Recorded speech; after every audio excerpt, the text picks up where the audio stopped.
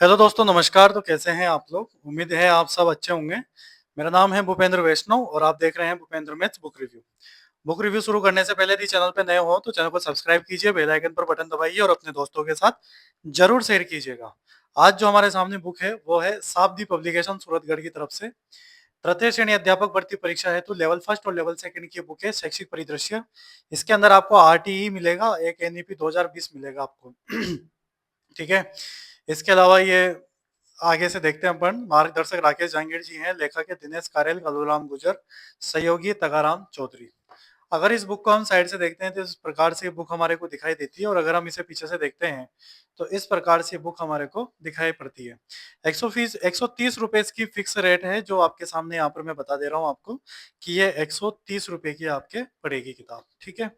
अब इस बुक को हम देखते हैं कि ये बुक अगर आपको बूंदी के मार्केट में परचेज करनी है तो गोपाल सिंह प्लाजा पर जाकर अग्रवाल बुक डिपो पर आप इसे परचेज कर सकते हैं। ठीक है।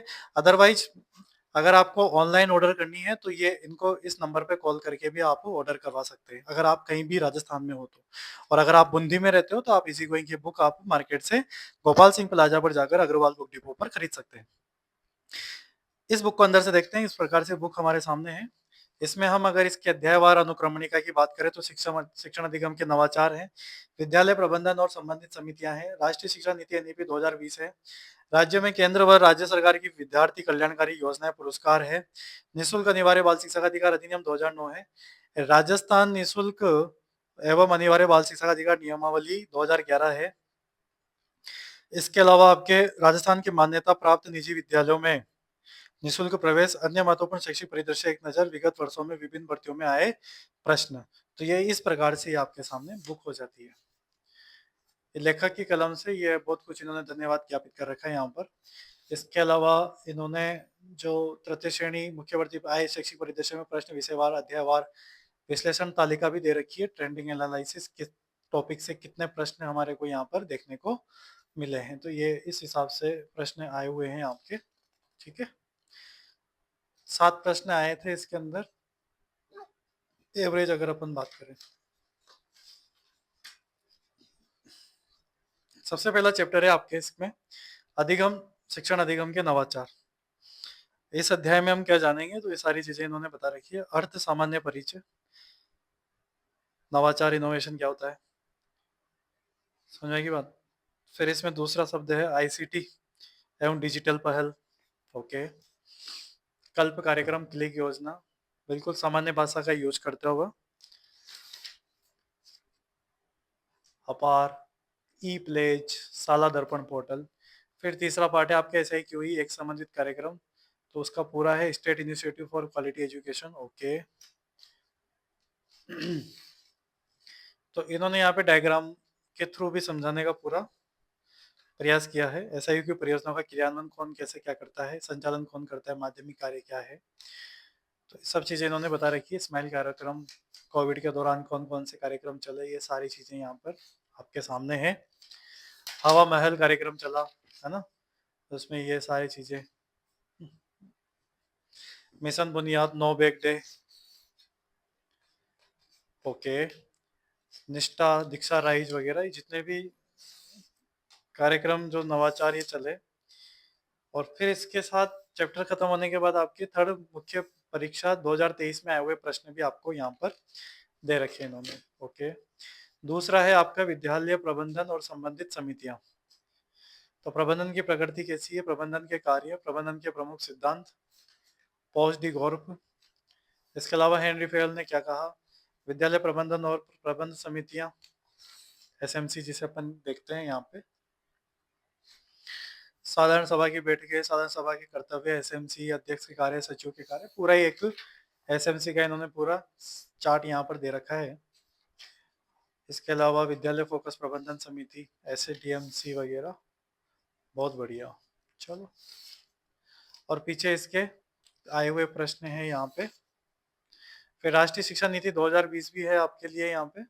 शिक्षा वही जो नन्हे नन्नों के मन को भाए, हृदय मंदिर में ज्ञान की सच्ची ज्योति जगाए। बहुत सुंदर, बहुत अच्छी लाइनें हैं यहाँ पे।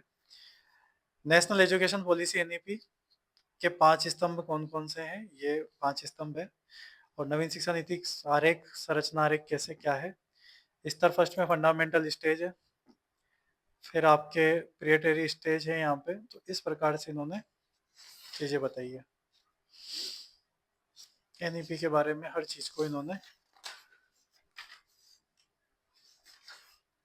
डिटेल से हर अध्याय को यहाँ पर बताया है इन्होंने। ठीक है,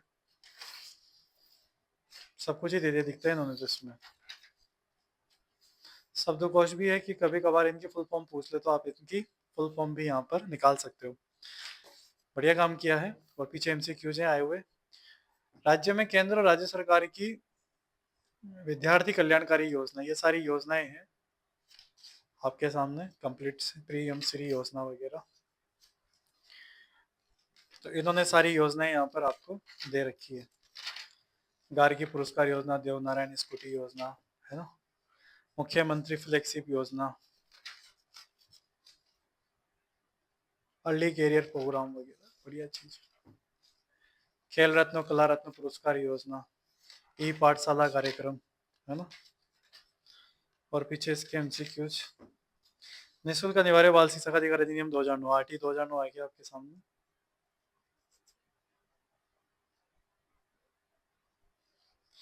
ये चीजें आपके सामने। गोपाल कृष्ण गोखले को शिक्षा के अधिकार का जन्मदाता, आरटी के अधिकार जन्मदाता कहते हैं इनको है ना।